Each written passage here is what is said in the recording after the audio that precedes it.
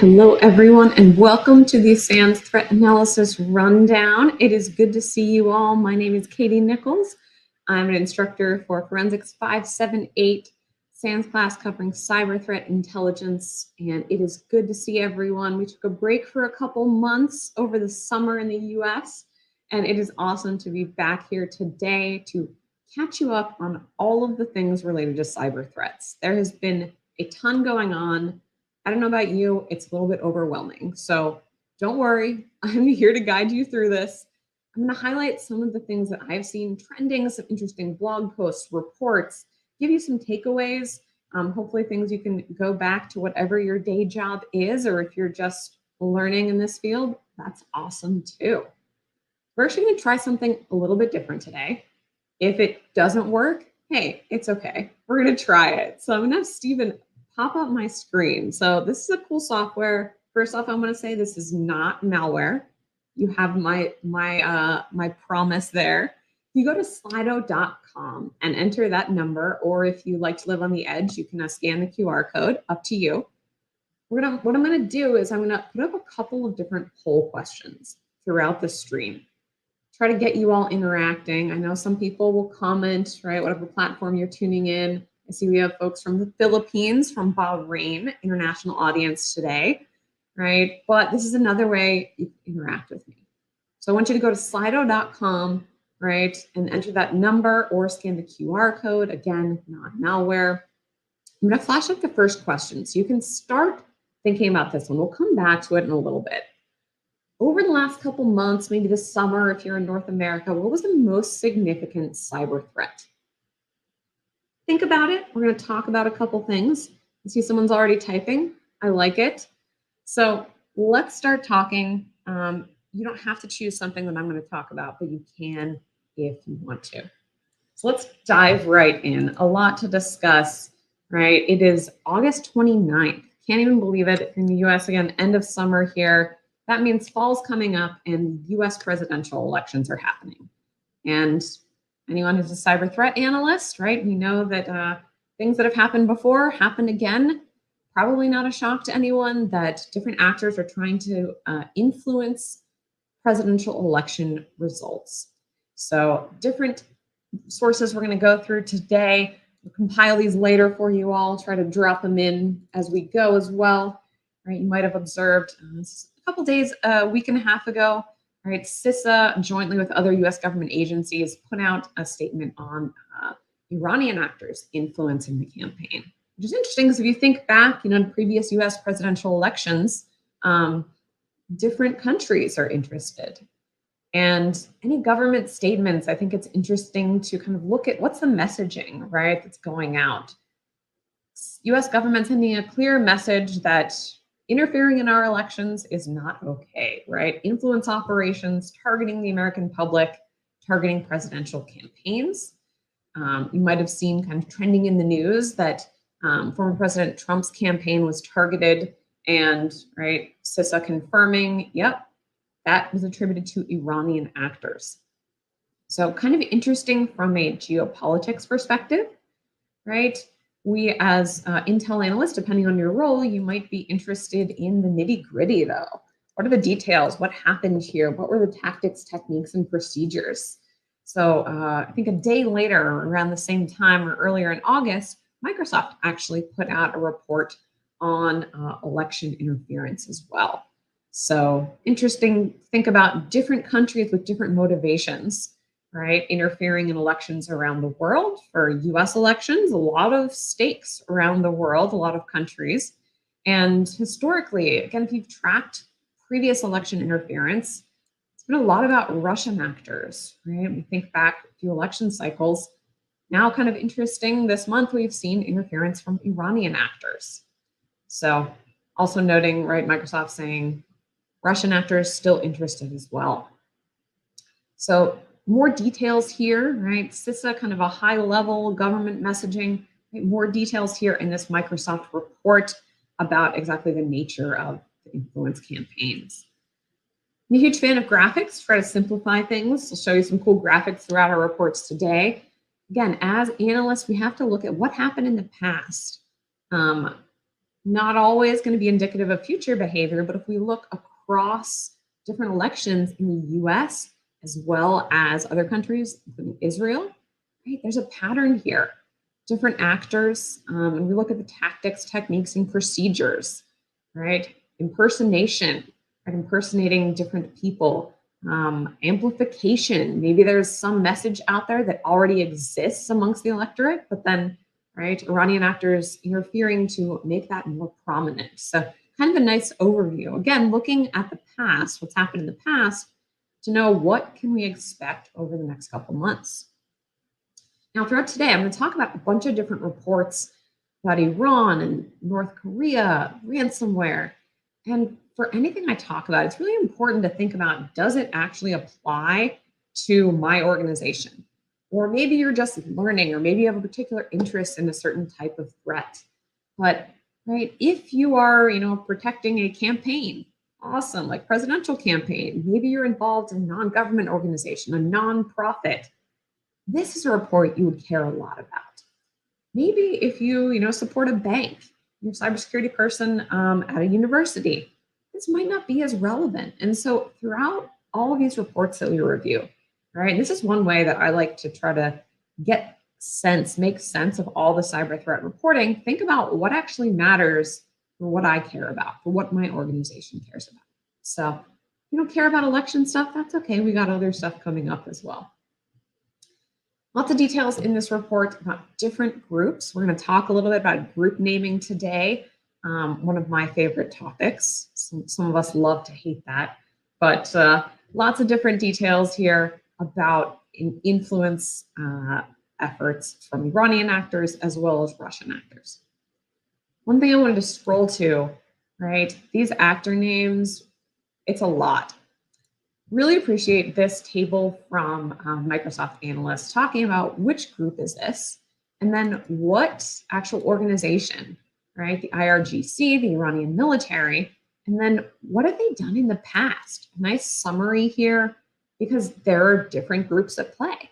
It can be really tempting to say, oh, Iranian actors, but there are a lot of different groups, a lot of different operators here. And so it's important, if you're trying to think about what tactics, techniques, and procedures should we protect against, might be slightly different between these.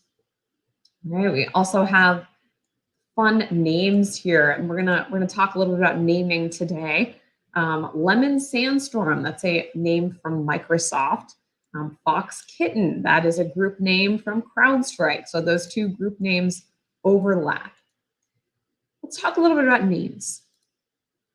The group name challenge, right? It is always a tough one. My colleague and fellow Forensics 578 instructor, John Doyle, just wrote a really great blog post on actor names. And if you've ever read these reports, right, you read the mid-Sandstorm, you're like, what is happening here? What are all of these names? You can love them, you can hate them, right? But I think it's important to understand them. These names are all about identifying actors, clusters of activity. And as you've seen, different companies, right, use different structures. One thing that John did is kind of cool, and he links it in his blog post here. He created a really nice little Google sheet here, helping you keep track of what exactly are the names that different companies use. So for example, Mandiant, right? Mandiant uses this uncharacterized and categorized intrusion cluster scheme. So if you see something It says UNC, stands for uncharacterized, or I think it's uncategorized, right? You know that's from Mandiant. You see Storm, right? That's Microsoft. So Microsoft likes to use weather-related group names, right? Palo Alto, different approaches here.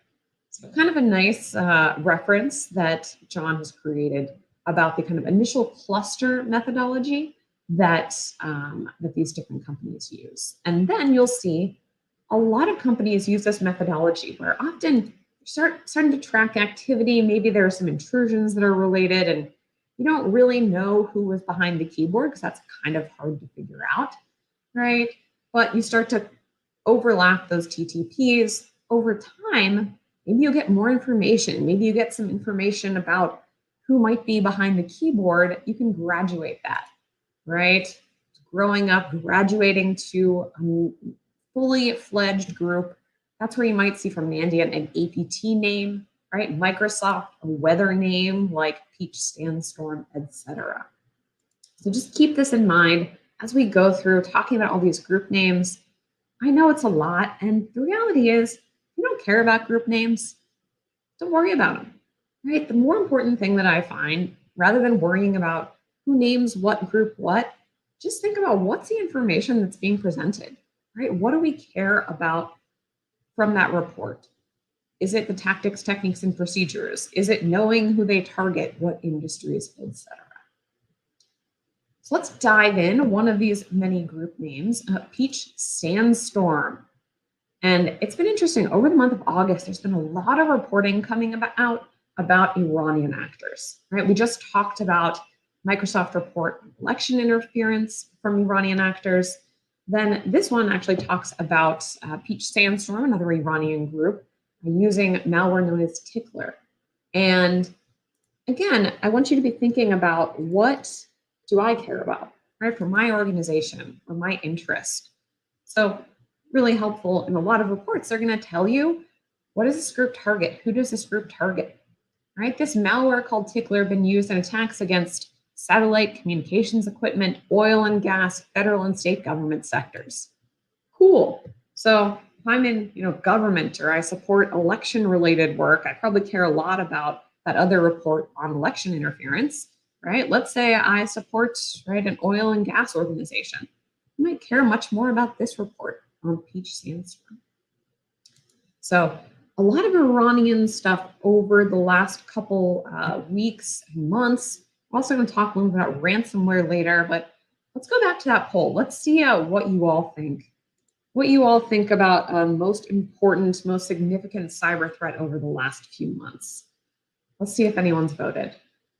All right, we got a few votes. If you wanna vote, you can go over to slido.com, enter that number, or scan the QR code. It's not malware. Interesting. I see someone is a little salty. CrowdStrike was the greatest cyber threat. Touche. Not going to talk about it today, but yes, a couple weeks ago, huge issue taking down a bunch of airlines around the world when there was an error in CrowdStrike Falcon. Takeaway from that is endpoint sensors have a lot of control over your operating system. If something goes wrong, it can cause a lot of issues. So I like that. But clearly the big one here, ransomware. Man, y'all are tough. Picking on Microsoft as well.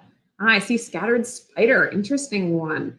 That's a group definitely lurking around. I don't think we have anything today on Scattered Spider, but previous streams, also another Forensics 578 author, Will Thomas, has a bunch of info on Scattered Spider. I know that group is lurking around.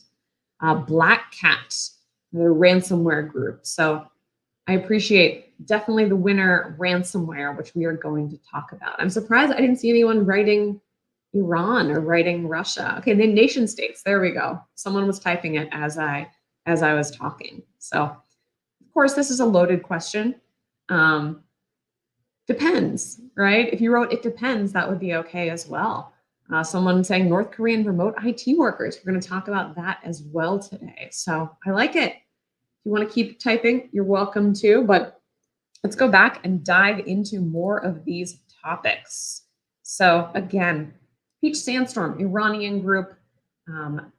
I love the folks at Microsoft for the graphics they make. I think it is so tough to like read one of these blogs and take away like what exactly happened in the intrusion. And so, really nice graphic from Microsoft explaining right some of the TTPs they use. As we're seeing more and more, right? They compromise both on-premise endpoints as well as cloud environments like Azure. So important to be able to monitor both of those. So nice overview here.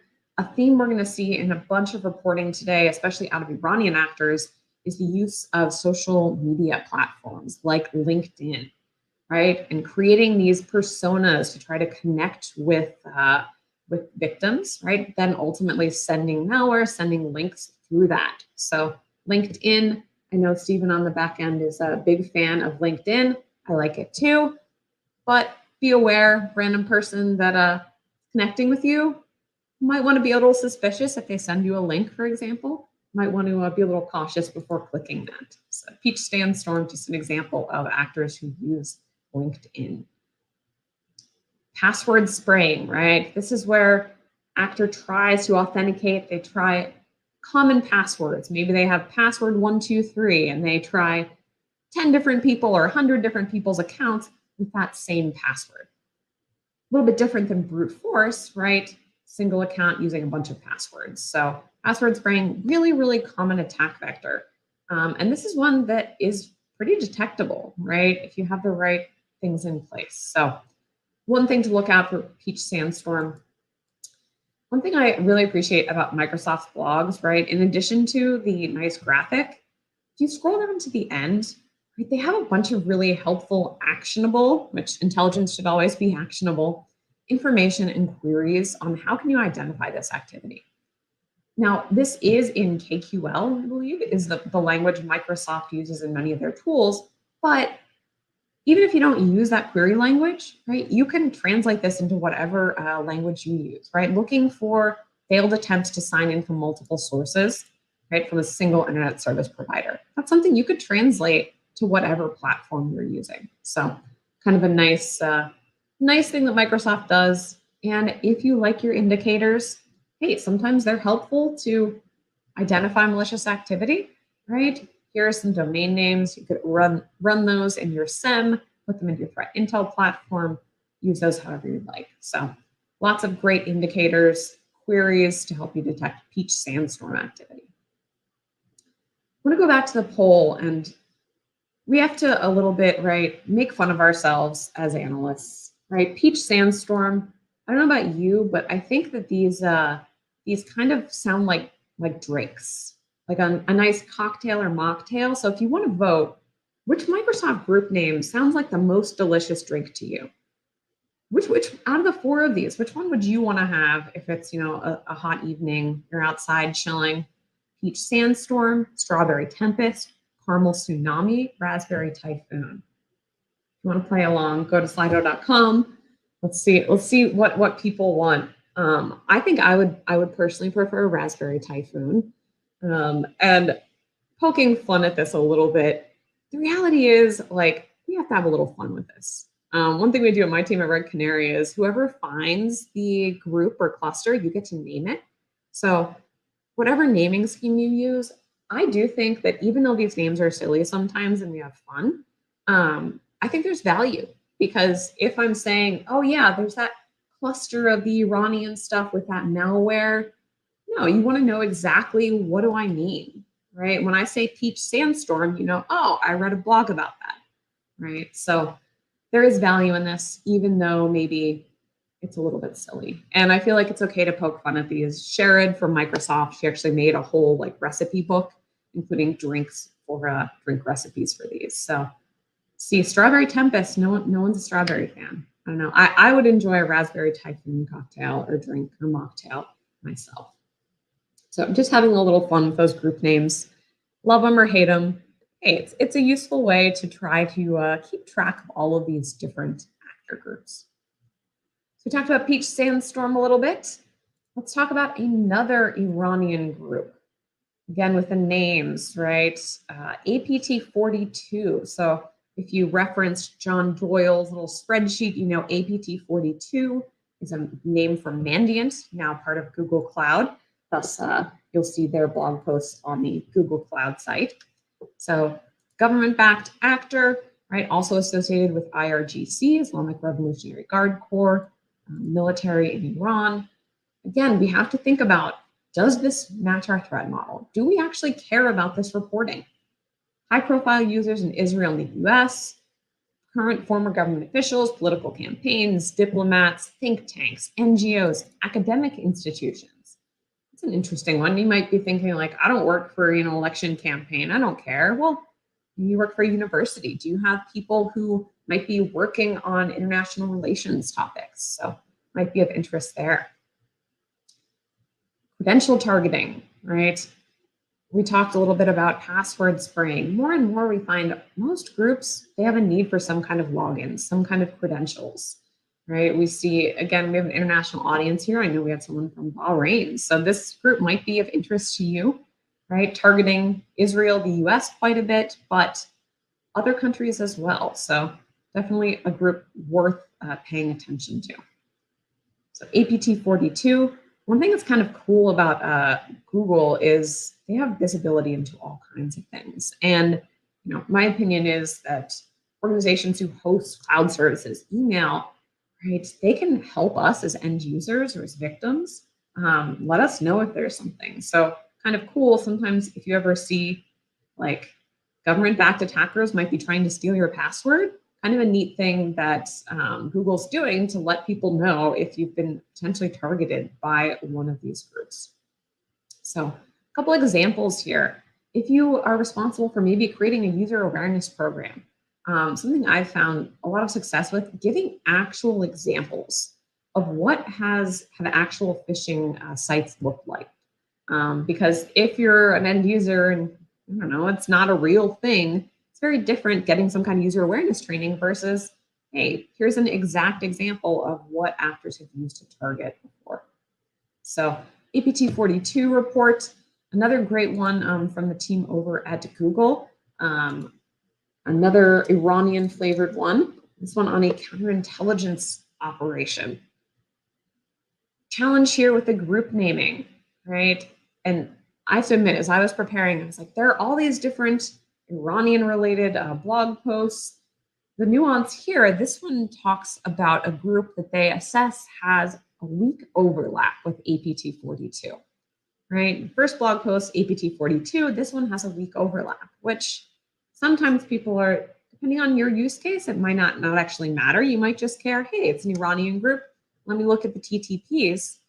But, right, important if you're an analyst to know an overlap isn't exactly the same. So this is on a different cluster. Just a nuance if you like to nerd out over group naming topics, right? And going back to John Doyle's blog post on this, I find that kind of visuals often help explain this. Right? And I really like this one. This is a diagram from Mandiant, right? Showing different Iranian group names. Now, one of the challenges is, again, different organizations use different names. So you hear Charming Kitten, right? That's a CrowdStrike name. Well, maybe Proofpoint, we're going to talk about a Proofpoint blog. They use the group name TA453. That's kind of a smaller cluster of what maybe CrowdStrike calls Charming Kitten. This is not super neat and clean. And so I would say use the group name of whatever source you're pulling from, right? If I'm reading a Microsoft blog post on Peach Sandstorm, just call it Peach Sandstorm. If you're not sure, right, maybe reach out to the analyst, but important to remember these group names, not exact overlaps. Sometimes there's partial overlap. Makes it a little bit confusing and might drive you to want to have a Peach Sandstorm cocktail. Moving to another one of those Iranian groups though, TA453. Right, this is another group. This blog from Proofpoint, another perspective. Again, thinking about who would care about this. Right? This is talk about targeting a prominent religious figure with a fake podcast interview invitation.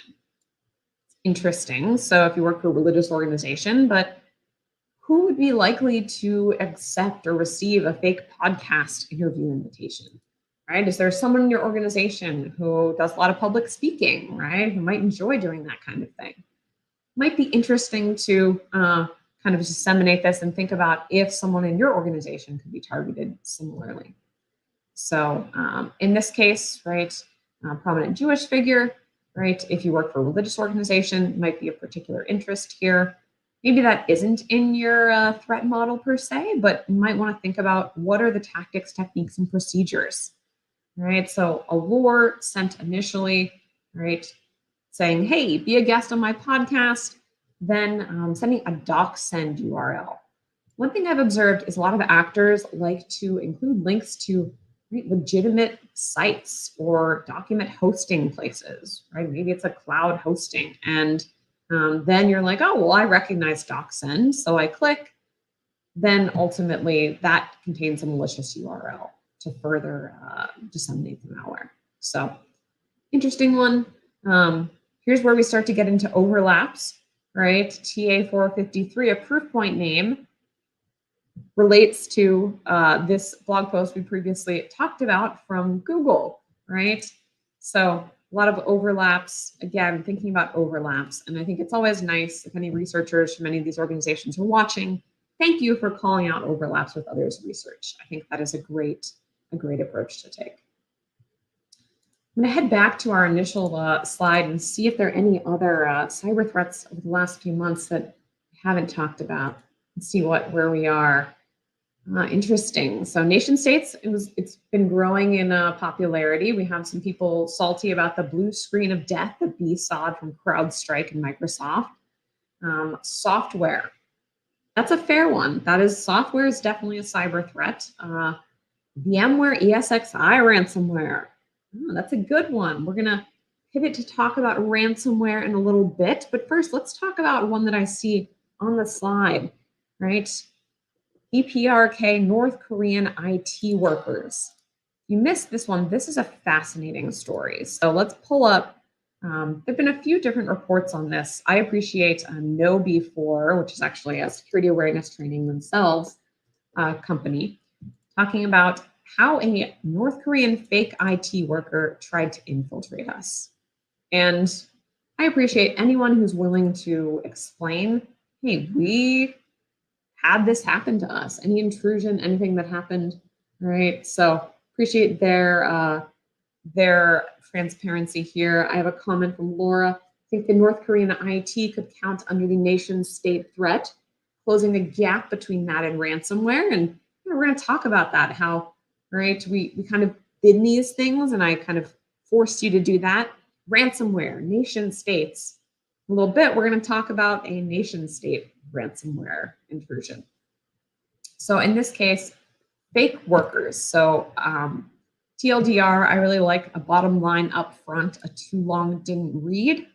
KnowBe4 actually hired someone that later they assessed was actually a North Korean actor. So what's really fascinating is the process that this person went through, right? They interviewed, they did background checks, references, etc., and actually hired this person. Then after they sent them a laptop, found there was malware on it. Malware started to get downloaded. One interesting thing, right, to call out here, AI. I don't know about you, but I don't think anyone wrote AI as their greatest cyber threat, which maybe is good. What I've seen, and I think this is a good example of AI enhancing both the defense and our adversaries, right?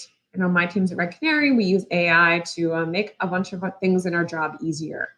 Adversaries are also using AI, and I think this was a good example, right? The picture that the North Korean worker used was enhanced by AI.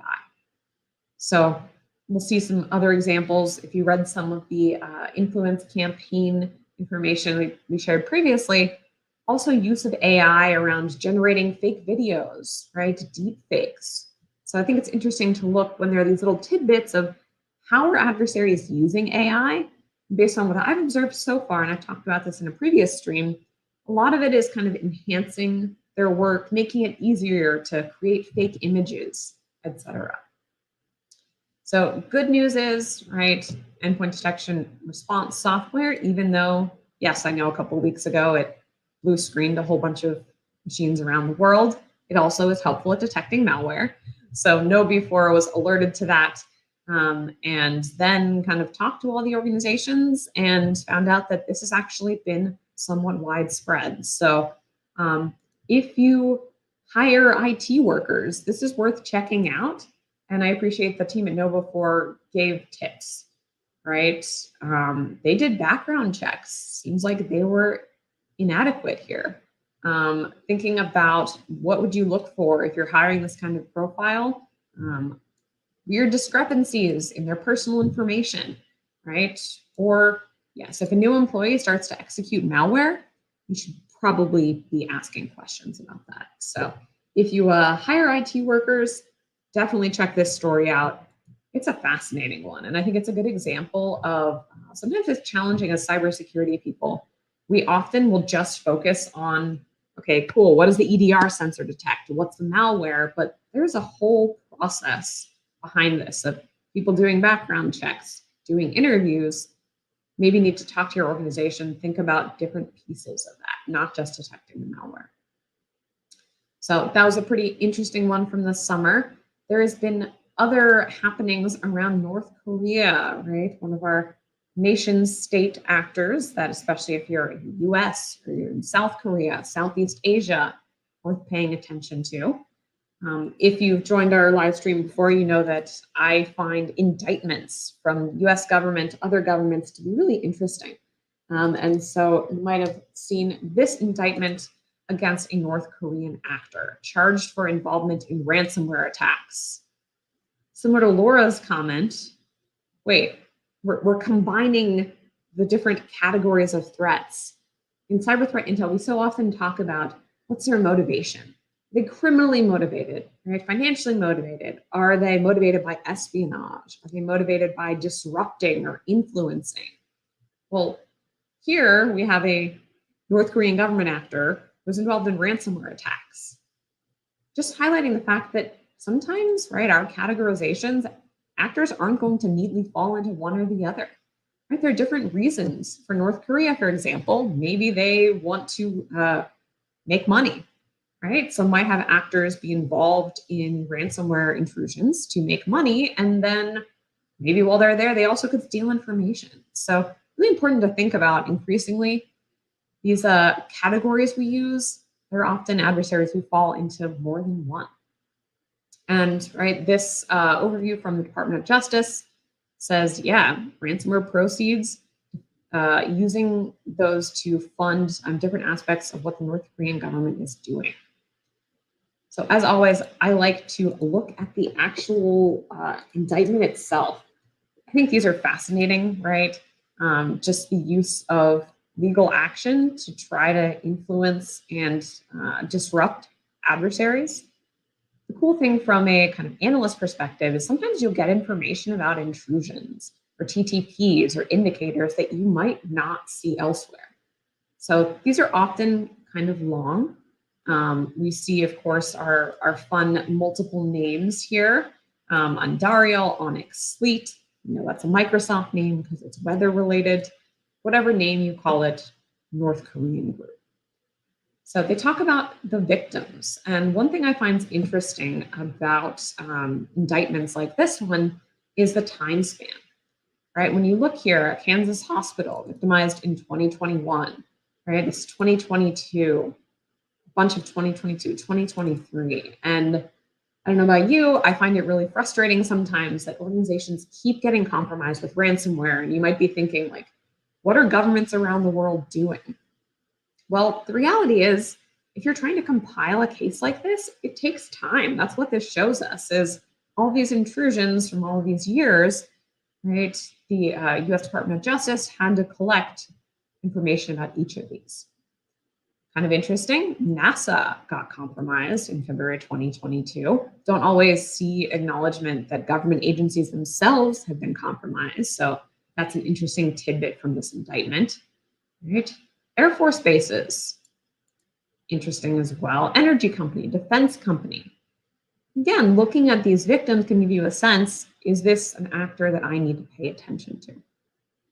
So depending on what you care about, you might care about some of the victim information, right? Maybe you care a little bit about the TTPs, the malware families that were used. One thing that I like to look at, are there any interesting indicators, or what are the file names? So this was called Maui, right? Maui malware family, Maui.exe. I found sometimes, maybe you found this if you're working in intrusions, you see something like this and you're like, wait, I remember that from 3 years ago. So interesting to also see the impact. And I'm going to talk more about ransomware in a bit. Impact. In this case, right, this hospital in Kansas, medical services were limited, had to cancel patient appointments. We see this over and over again, right? Disruption can cause impact to patients in these hospitals. I haven't always seen this. Kind of interesting. There's actually a screenshot of the ransom note itself in this indictment. So other things you might find interesting depending on what you care about. Right? M.exe was the file name of malware in another intrusion. I don't know if you're a defender, single letter file name.exe might be something to go hunt for, might be kind of interesting. All right, more North Korean stuff, reporting, right? And again, interesting to think about how ransomware, also espionage motivations, and this was an example of kind of international cooperation, US government, UK government, South Korean government as well. You see this is also related to Andariel, Onyx, Sleet. And if you were looking for kind of more details, right, kind of indictment, that's kind of high level, talks about the actor, talks about the victims more. If you're looking for the nitty gritty, this report has it, right? Well organized by the different MITRE attack tactics that the actors used and techniques. So as we think about, do I care about this report?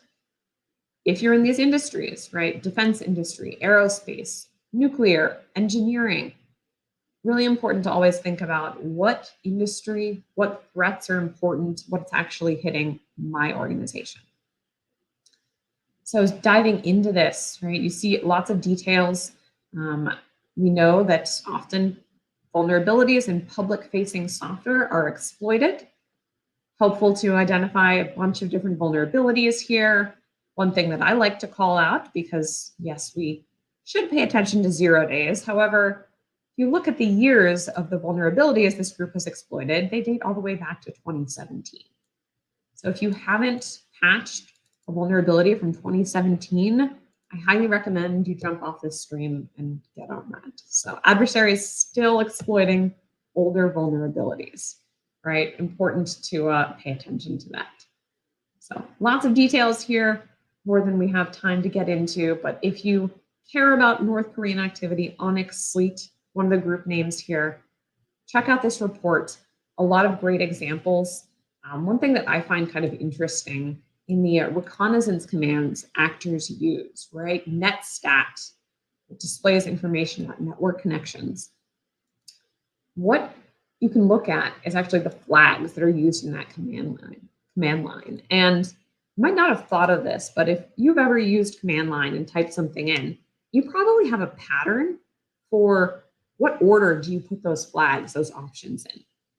This actually might be something interesting, right? If you start to see the same ordering, right, you could put this in any order. It could be NAOP, it could be POAN, etc. If you start to see the same order, that might be an interesting pivot point that you could start to cluster. I see the same order here and there. Obviously, it's low fidelity, so you'd want to look for other things, but kind of an interesting tidbit.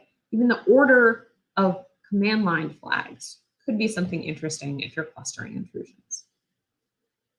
All right, let's move on from North Korea. Let's talk about ransomware. This was actually the top cyber threat over the last couple months that you all voted for. So if you need help navigating all of the tools that ransomware actors use, luckily Will Thomas, his Bushido token on Twitter, Forensics 578, Instructor, and 589, right? New cyber criminal course from SANS. He's created this awesome ransomware tool matrix. If you care about ransomware, check this thing out. It is chock full of information. It's actually hosted on GitHub. He has a little explainer blog, has a ton of details about what are the different tools that ransomware groups and actors use in different parts of their intrusions. If you've joined us before, heard of RMM tools, remote monitoring and management, right? And these are tools that are really commonly used legitimately in enterprises. These are tools like AnyDesk. And the challenge with any tool that's legitimate is adversaries can sometimes use it, right? They're living off the tools that are in the environment already. So RMM tools used for exfiltration, right? Credential theft, etc. On the intel side, right? Listing of different threat groups, different actors, right? And we talked about names earlier. One of the interesting nuances, is GitHub down? Oh no, it's okay. GitHub will come back eventually. One of the interesting nuances of ransomware actors is we often just accept their names as is, right? If they say they're Black Basta, well, we just accept that that's what we call them, Black Basta. Just something to think about as we discuss actor names today. So when GitHub is back up, go check that out. A lot of great references there. If you were overwhelmed with ransomware, I find these high-level summary reports to be really useful. Reviewing the first half of 2024, this is from the folks at Palo Alto Unit 42, looking at trends, right? If you don't have time to read every single one of these reports, you want to know, like, who are the groups, who are the actors I should be paying attention to, can give you a nice starting point. I mentioned that we often, accept the group names from the ransomware actors themselves. Well, Palo Alto Unit 42, they actually use their own names here, Ambitious Scorpius, rather than accepting the self-named ransomware actors Black Cat. So kind of an interesting nuance there. Looking at industries, again, thinking about who should care about ransomware most. If you're in manufacturing, healthcare, we talked about, right, hospitals, patient care being affected, construction. And in thinking about actor motivations, any sector that's ripe for disruptions, downtime, if that really impacts your business, yeah, ransomware actors are probably going to want to give you a bad day. So again, with the names, if you need to reference names, good to see that. Taking a look at the leak sites, it's kind of interesting to see, again, actors, as they steal information, they will post leaked information to their dark websites. You can see the number of reports on those leak sites over months. It's important to note that this isn't perfect, right? Sometimes actors will post data multiple times, but it gives us maybe a rough sense of approximate volume. So 2023 compared to 2024 looks like June was a little lower. Does that mean that ransomware was less bad in June? Not necessarily, but there were fewer leak site reports. So kind of interesting to take a look at there. Let's see, another blended threat. And I know we had a comment in here, scrolling up, Chris, wondering on the overlap in North Korean side, wondering if the espionage and criminal actors in North Korean government are separate agencies, or are they one and the same? Yeah, one thing I've observed in intrusions, like, it might not even be like different agencies or different teams. Like, the same actor could be working for the government during the day and then moonlighting as for a criminal organization, right? So sometimes the same actor might have multiple motivations, or there have been cases where two different groups or two different agencies from the same government. I think a classic example is the DNC compromise, right? APT 28 and 29 were both in the DNC networks. Pretty fascinating. So interesting to think about these overlapping motivations. On that same thread, right, this one came out literally yesterday, right? Iranian-based actors enabling ransomware on US organizations. So just another example of this blended threat, right? It's not as easy as saying, Okay, you're just state sponsored, so you care about espionage? No, we have to think about how actors might have multiple motivations at the same time, right? You see FBI assessing the Iranian actors trying to develop that access, then collaborate with ransomware affiliates to deploy ransomware. So, again, the challenge with ransomware, often whoever gains the initial access might not be the person who's doing the actual exfiltration and encryption. Just another challenge in this web of reporting that we have to unwind here. So, if you like your group names, we got group names here. Right, this one, very delicious sounding lemon sandstorm is a Microsoft name. Again, if you don't care about the group names, don't worry about it. If you care about if you're in one of these organizations, schools, governments, financial, healthcare, cool. Go look at the TTPs, think about if you're protected. If you don't care about the names, don't worry about them, right? And again, I think US governments around the world realize that defenders want details. So nice to see a lot of detail in here, right? Vulnerability is called out. Again, this can help you prioritize. If you have any system administrators out there responsible for patching, you have a tough job, but this can maybe help you prioritize which vulnerabilities to care about first.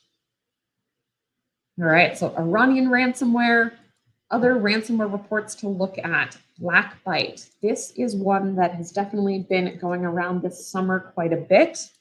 Kind of a nice blend here. There's folks at Cisco Talos, tried and true TTPs and tradecraft, newly disclosed vulnerabilities. So I know someone mentioned earlier in our word cloud, our Slido poll, the ESXi, right? VMware ESXi servers, how an organization maintains their virtual machines and provisions those. And sometimes that software has a vulnerability. So actors using that. Some commonalities, right? Remember back, let's go back to Will's GitHub repo. There we go. We talked about remote monitoring and management tools, RMM tools. And I'll drop this link again these are tools used legitimately, often by IT professionals to provide help desk support. There are a lot of these. And one nice thing that Will's done here is listed out the tool name, what's the RMM tool, and then which groups have used it. So we see, for example, right, there's Cisco Talos report on BlackByte, right? Will's on it. He has BlackByte listed on as using AnyDesk. So kind of helpful to take a look here. And if I had to prioritize, which of these tools do I need to look for in my environment? AnyDesk used by quite a few of these actors. So if you care about ransomware, which you probably should, regardless of what organization you're in, another good one to take a look at. Our last ransomware report, we had folks from the DPRK report on, what I want to say, last year. Always a source that I pay attention to. This one came out just this week, taking a look at BlackSuit ransomware. This is one that's developed more over the last couple months, become a little more prevalent. But as always, and as you've heard if you've joined the stream before, the good news about this is, though BlackSuit might not be a group you've tracked for a long time, TTPs, the tools, are the same old ones that we've seen before. SharpHound, System BC, Cobalt Strike, built-in systems tools. Again, if you are tracking these tools, if you have detections on them, pretty good chance that you're going to be able to catch this actor. So this intrusion from December 2023, right, still going to be relevant. Actors are still using these TTPs, even if BlackSuit ransomware decides that they don't exist anymore. Another actor comes up under another name, we see again and again the same tactics, techniques, and procedures, as well as tools being reused over and over. So again, DPRK report, awesome work here, worth diving into. I appreciate that they share the actual details. So if you are trying to write analytics or figure out what should I hunt for in my organization, a lot of rich detail here for you. Ransomware, I would argue, yep, pretty significant threat. Let's go back to our polls here. Let's see what you all think about risks. Go to slido.com if you already have it up. I know some of you do. You can enter that number. Which type of threat between these options do you think presents the most risk? State-sponsored, ransomware, or my favorite answer, it depends. We'll give folks a moment. Think about that. My favorite answer is it depends, but that's kind of a cop-out answer, right? We'll give folks a moment. Go ahead, head over to slido.com. And I've also set you up for a challenge here in that this is kind of a false dichotomy. It's a false choice because what we just talked about, right? Iranian actors deploying ransomware, passing off access to different affiliates. Yeah, it's a tough one. Let's see. Okay, ransomware leading so far. It depends, making a strong showing here. It depends is my favorite answer. It is a cop-out answer, but yeah, in this division, I would choose I would choose it depends, but ignoring that answer, I would personally choose ransomware, right? I think that state-sponsored threats are there, but I found this community, though we often focus a lot on state-sponsored threats, you think about what's going to be most harmful to most organizations, right? What's going to impact patient care if you're a hospital? What's going to result in downtime if you're a school or university? It's more likely to be ransomware. That said, this is an interesting debate, so feel free argue with your friends respectfully, of course, on which one you think presents the greatest threat. All right, let's see. We are running up on time, so I want to highlight this Microsoft post. Again, I've highlighted how I really enjoy Microsoft's visuals, and this caught my eye because not just graphics, but they actually have little GIFs here, little looped videos. If you were paying attention to anything in the cloud world, you know that tokens are really important. And I found that trying to figure out some of the details of what logs capture what information about tokens, what are tokens, how do I think about tokens? Let's back up, right? Token, it's an authentication artifact that grants you access to resources. And one cool thing that they did, I think metaphors are really helpful. Anytime you're trying to explain something to someone, right, they have this concept of, let's imagine you're at a carnival, right, or an amusement park. You want to ride on a ride. Well, you can't just go up to the roller coaster and say, I want to get on. No, first you have to go to the ticket office. You have to buy a ticket. And then you go to the roller coaster and you say, here's your ticket. I want to get on the roller coaster. That's what this graphic is explaining, right? And this is how tokens work. So user says to the identity provider, yep, this is like you're going to the ticket office and you're saying, cool, give me my ticket. So the identity provider gives you your token, your ticket. And then as a user, I go to whatever my application is and I say, cool, I have my ticket, give me access. And whatever that relying party or application is, they say, cool, you got the ticket, you can go on the roller coaster. I thought this was a cool way to break it down, right? Session token versus access token. And the amusement park analogy really helps me to think through this. The other thing I like that they called out, right? Same way you could get a day pass to an amusement park or a season pass, right? Tokens last different amounts of time. Maybe a token lasts 12 hours.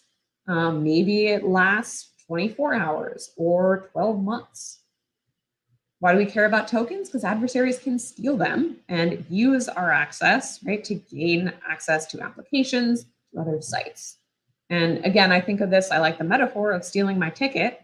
If I drop my ticket to the amusement park ride, right, someone can steal it and then gain access to that ride. So something a little different, but I just wanted to call that out because I thought it was a really neat graphic. And if you're not familiar with token theft, maybe that metaphor helps you a little bit to think through that.